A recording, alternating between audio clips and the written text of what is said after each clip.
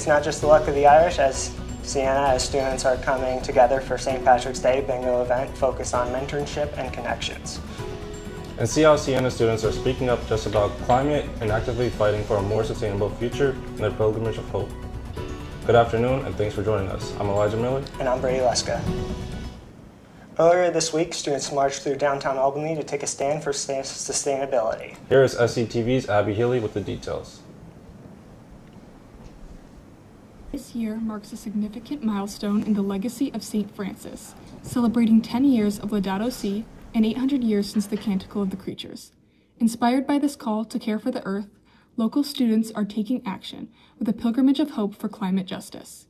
The pilgrimage started at the historic St. Mary's Church and ended at the New York State Capitol, where a student-centered press conference took place. Before the journey to the Capitol began, participants reflected on the importance of environmental responsibility and climate justice.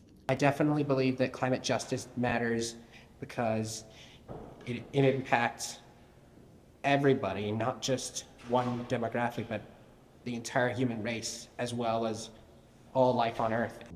For many students, this is more than just one day of action. It's a chance to think about the long-term effects of climate change and ask questions about the role each person plays in creating a better future for the next generation. What does climate change mean for our kids, and how are we going to lead to make an impact that is positive and not harmful to our communities? Students also highlight the importance of using their voices to promote change at any level. By coming together for this pilgrimage, they hope to raise awareness and continue pushing for solutions that will protect the planet. We're going to be the next generation that's going to be leading everything, so it's up to us, and our opinion matters because we are the future. Through the Pilgrimage of Hope, students are bringing attention to climate justice and encouraging leaders to move towards a more sustainable future. This past Saturday, the Siena Solid Step team performed in the MAC with a returning alumni who helped build a foundation for the existing club. The Solid Step team uses their body to create their art because there are no other resources present. SCTV interviewed Sierra Lebron about her experience of her time on the team. STEP program here has progressed tremendously. When I first came here, people didn't really know of it, or they just saw pictures of it. They kind of thought it was something in the past, and we wanted to make it something that is in the present. After our first performances at fashion show, we kind of started to get the attention of how much skill and talent it takes to do this, and how much we really have to work as a team to match up and hit those synchronized beats. So just kind of working together, building friendships and bonds over the years. I'm so proud of what Solid has progressed into, and I can't wait to see its future. Awesome. Thank you so much. Thank you. How was that? That was perfect. Catch a Solid Step team at Preserve Saturday. For many students here, college can be a stressful environment with academic pressure, busy schedules, and the demands of campus life. Here at Siena, the Student-Led Gaming Club has a way to step away from that pressure and engage in a more relaxed, social setting. Last night, I went over to the Stanish Library to see how the gaming club is helping students connect and relieve stress. While the Siena Library is typically known as a place for studying, downstairs in the basement, here, the Siena Gaming Club is offering students a different kind of way to escape. Through board games and social interaction, the club creates a space where students can relieve stress and connection with one another. With no commitment required, students are free to come and go as they please, making it an easy and welcoming way to build community on campus while taking a break from academic pressures. Here's what some students have to say about how the gaming club helps them unwind. Game Club helps bring community and friendships to Siena, basically because you get to meet a lot of different people. Not only that, but we get together and it's a great way to sit down and do something that's not super stressful. Playing a board game is a great way to meet new people as well as have some fun, and it's a great way to take your mind off of things that might not be as fun. If you ever feel free, Gaming Club is always around. Thursdays at 7:30, feel free to stop by. The Gaming Club is a fun and safe place for students to come socialize with others. They add opportunities to help support connection and community across our Siena campus. Students looking for a new way to relax can look to join future events hosted by the Gaming Club. Today in the Saracen Student Union, Bernie's friends and family held a tabling giving away treats and trinkets. Students fled the table to grab a pick-me-up for the upcoming weekend. Everything you see is donated by parents, It's all Amazoned to my house, and then I put it all in the car and bring it together. There is a raffle for a $25 Stewart's gift card, and if you have a birthday on the month of March or April, you get your picture taken in a rubber duck of your choice. Put it out on Instagram. I do put it out on Facebook so the parents can tell their kids. And as you can see, it'll be like this almost all day. Well, until we run out of stuff. There's everything from Lay's chips to Squishies to Snickers. Bernie's friends and family is stationed in the SSU once a month. Make sure to follow their Instagram to learn when they are here next. A St. Patrick's Day twist on bingo is bringing lots of students together on campus. Not just for fun, but to connect with mentors and build community here at Siena University. Building connections doesn't always happen in a classroom. One campus event is using St. Patrick's Day twist on bingo to bring students and mentors together in a fun and meaningful way. Even though the games may seem simple, the impact goes far beyond just a bingo card. For many students involved, events like these create a space where friendships can grow and everyone feels included and valued. I think this club means a lot for the Siena community, like me, myself, and others who come from the Best Buddies program.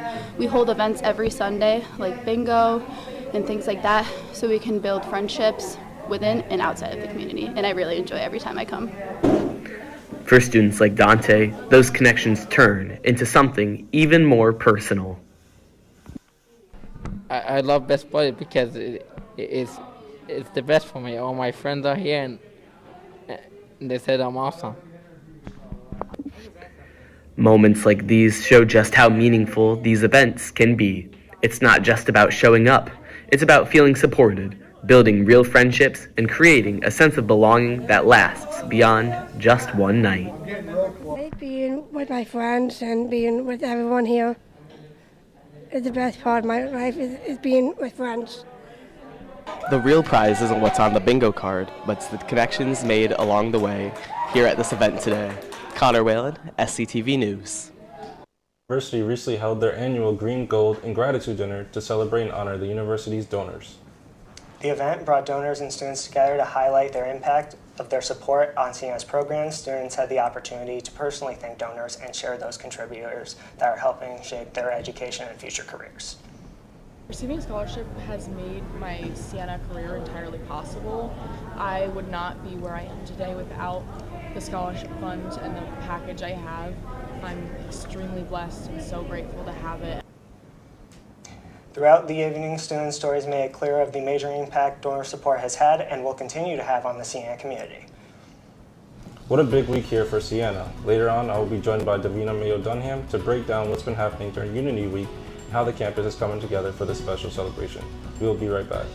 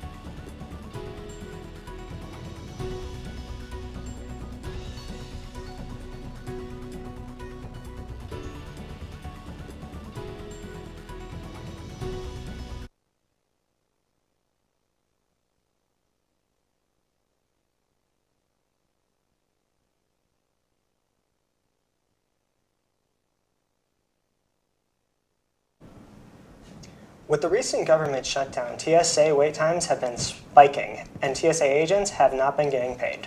Reed Binion has more.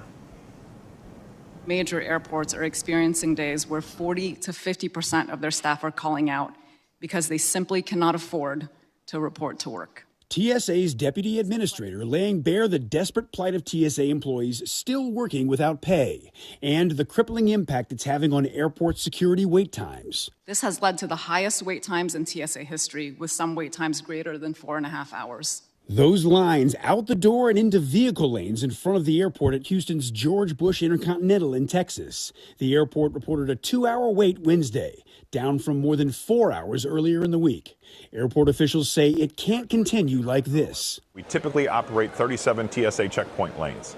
At this point, TSA is only able to staff somewhere between a third to 50% of them. That is not sustainable. Flight attendants unions agree. This is unsustainable. Flight attendants are saying pay TSA now. TSA officials advocating for their workers. Some are sleeping in their cars, selling their blood and plasma, received eviction notices, had their cars repossessed and utilities shut off. But some of the most convincing testimony of the difficulty coming from the TSA workers themselves. I feel angry. I feel used. I feel abused. This is not a job. This is a career. To know that we're coming on our third missed paycheck in less than 5 months. I'm Reed Binion reporting. Recently in the news, voting machines have been a big controversy. On Tuesday, the Washoe County Register's Office in Nevada released their new voting machines. The machines are designed to make sure that votes are getting counted correctly and the voters feel more safe. The state of Nevada is planning to use these new voting machines in the upcoming primary election in June. It's not a receipt, it's not a keepsake, it's not something you want to take home. You certainly can, but that means you're a flood voter. That means your vote is not.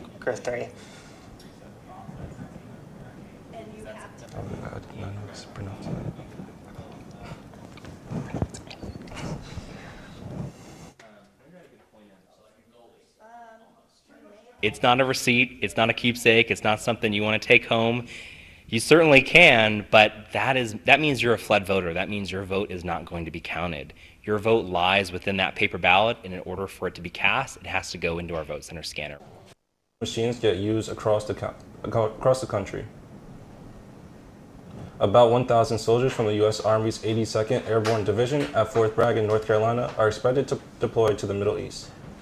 Two sources also tell CNN those deployments could be in the coming days. One source says that the bridge will be the ready unit prepared to be called on if needed. The development is expected to include command staff and ground forces. The war in Iran is in its 4th week, with the U.S. military relying on fighter jets, bombers, and drones to strike more than 9,000 targets. President Trump says negotiations with Iran are underway. On the way, we will have Davina Mayo Dunham join us on set to discuss Unity Week and what it's all about. We will be right back.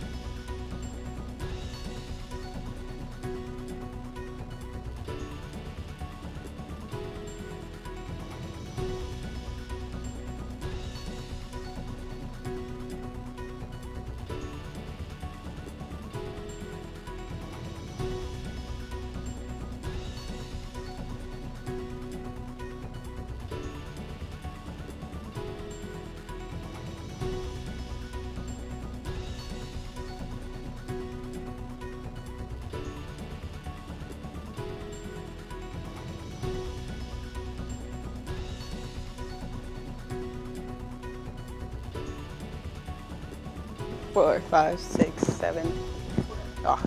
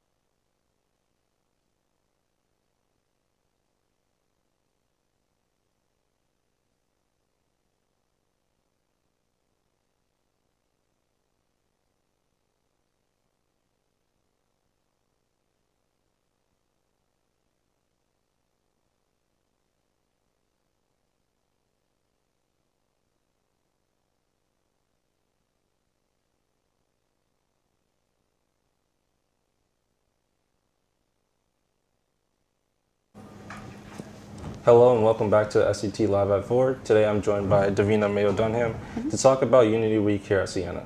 So Davina, what is Unity Week all about? Unity Week is all about coming together as a community, really celebrating one another, and really highlighting Juneteenth, because we are not here in the month of June, so that's when it originally came about in 2021, and has now evolved into a week-long celebration to allow everybody the opportunity to kind of come together and to really highlight our campus partners that do like crazy amounts of work on campus. Yeah.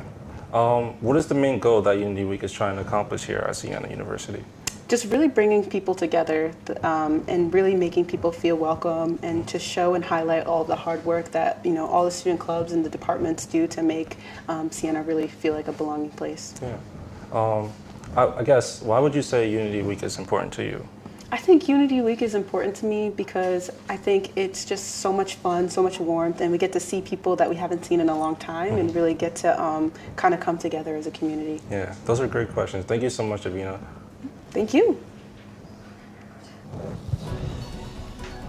Coming up next, we have sports with Noah and Steve. We will be right back.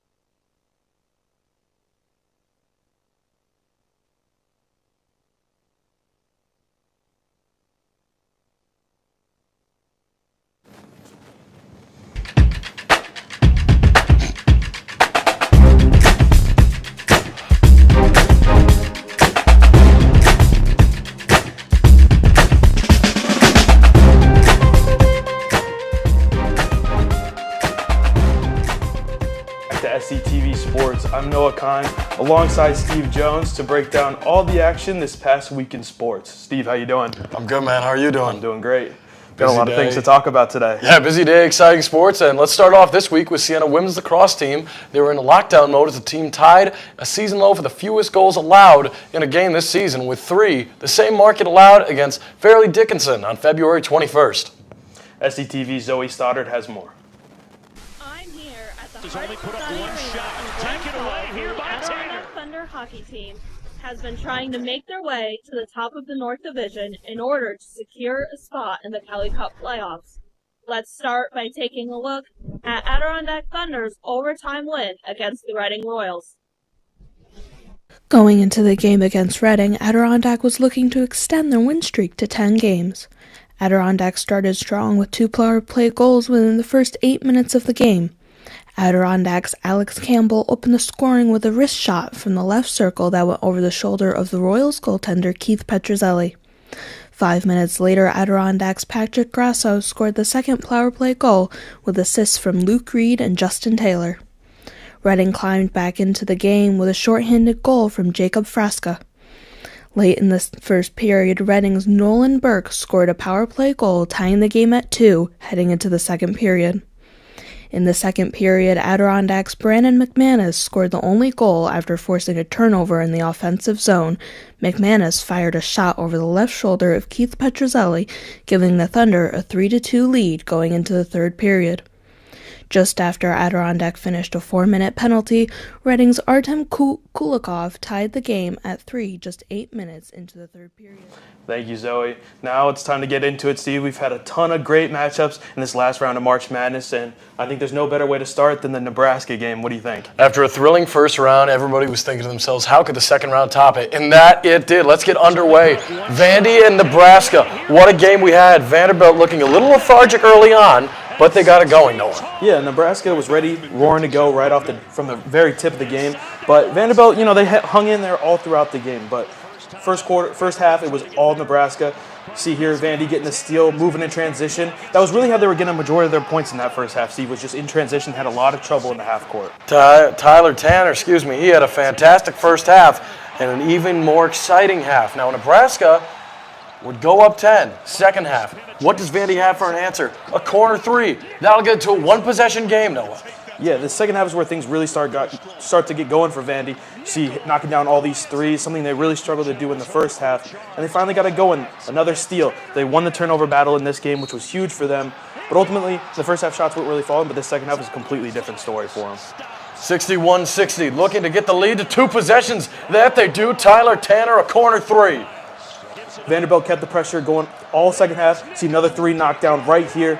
Take the lead. Lead late in the game. Vandy, the favorite going into this game, you think, they're going to start pulling away, but Nebraska has no quit in them. You see them knock down the mid-range shot right there. They just would not go away. It was a game of runs, and Noah, to be honest, I can't find a better word or think of a better word to use for this game. 68-67. Nebraska and Vandy just exchanging punches here and there.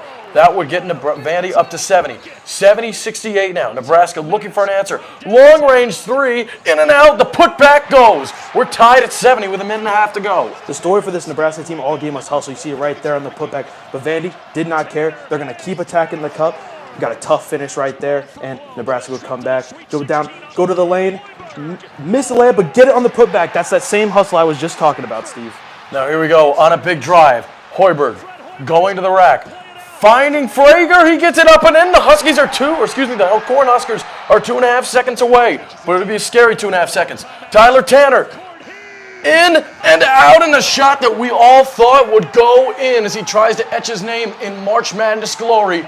And the Vanderbilt Commodores go down by getting a heartbreaking finish. And the Cornhuskers live to see another day, Noah. Just an absolutely brutal finish. You could tell by his reaction. He thought that shot was absolute money. Hit every part of the rim. It just ultimately did not go down. But if that shot would have went down, like you said, it would have been one of the greatest shots in March Madness history and would have been a crazy story for this tournament. Well, that's not where all the fun shots stopped. Now on to Iowa and Florida. Another exciting round of 32 game. The reigning champs, the Gators, looking to hold off the Big Ten folks. Bennett Sturts getting it going early, tying the game at 4. He was tremendous, Noah. Yeah, this is a 9 versus a 1. Obviously, Florida holding the 1 seed, Iowa at the 9. But you couldn't tell by watching this game. Iowa had no quit in them. They hung with Florida throughout the entire game. And they really were just making huge shots. Their offense was flowing. You're getting tough finishes at the basket like that one right there. But Florida, they have that swagger to them. They're going to keep fighting.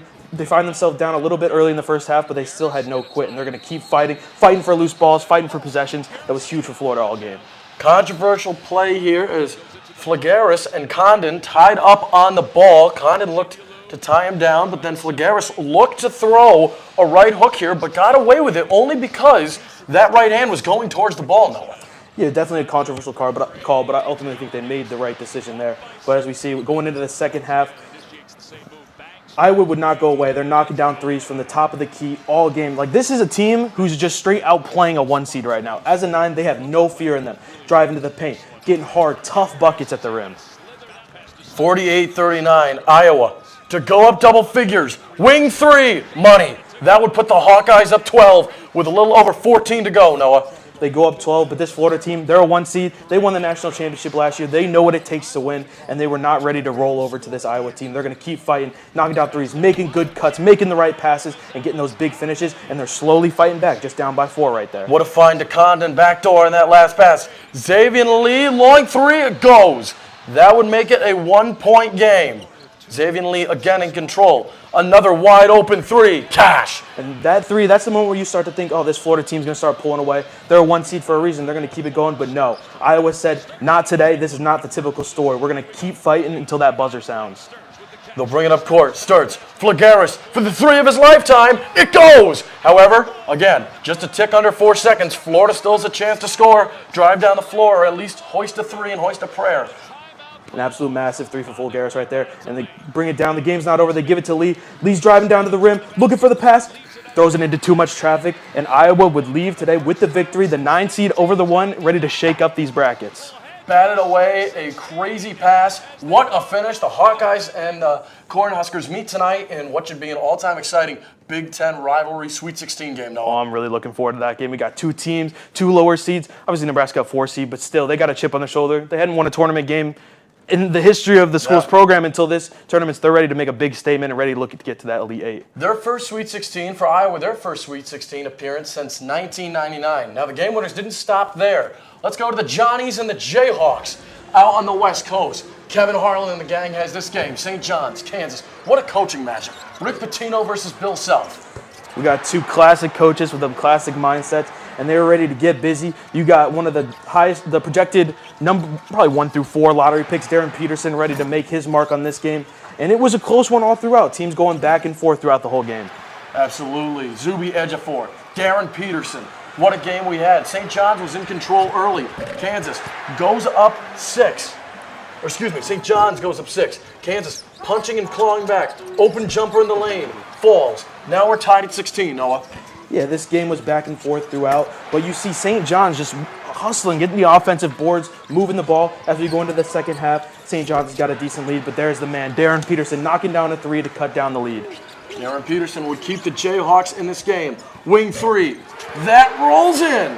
47-37. Again, the Johnnies looking to pull away, trying to get to that Sweet 16 for a pivotal matchup with Duke. The floater, now up 14, feeling good. Almost to the 8-minute media timeout. But Kansas has an answer. And there's that man, Darren Peterson, making his mark once again with the and 1 bucket to try to cut that lead down. And when you got a blue chip program like a Kansas, they know how to win, they know how to fight, and they would keep fighting. They didn't care if there was a 14-point lead. They're just going to keep chipping away. As long as there's time on that clock, they got a shot. Kansas gets into a 1-point game. The Johnnies hoist a 3. It's a 4-point game. 65-61. Looking for an answer. The floater doesn't go. What a save and what a find underneath the hoop. Tie game, 3.9. The man Darling hasn't made a shot all game, drives to the cup, gets the tough layup, wins it for the Johnnies at the buzzer. An absolute stunning end to this great matchup, and they're moving on to the Sweet 16. What an exciting way for the game between Rick Pitino and Bill Self to finish. Now we have arguably maybe even better of a coaching matchup. John Shire versus Rick Pitino in what should be an all-time NCAA tournament coaching matchup game. Rick Pitino's making a statement in this tournament run. He's going to try to take his Johnnies all the way. And that'll do it for us here at SCTV Live at 4. Follow us on Instagram at Siena Communications TV, or you can find us here on the Siena Communications Program YouTube page. Have a great night.